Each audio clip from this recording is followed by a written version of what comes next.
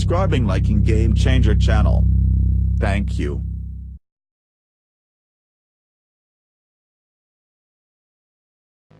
जुनून से और इश्क से मिलती है आजादी।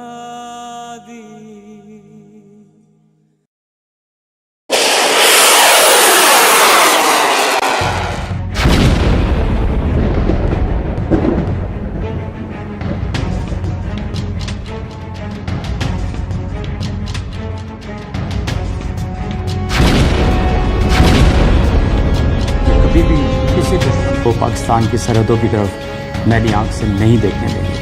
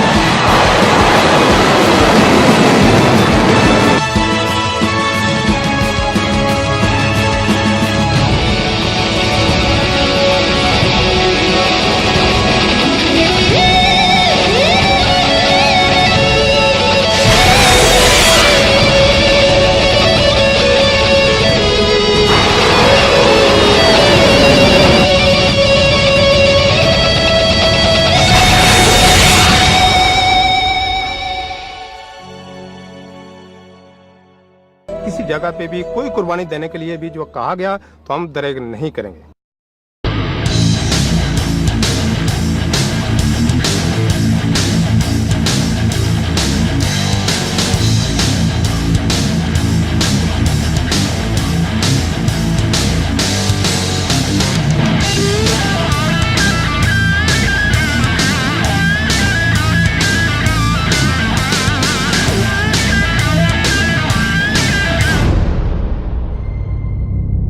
Support us by subscribing, liking Game Changer channel.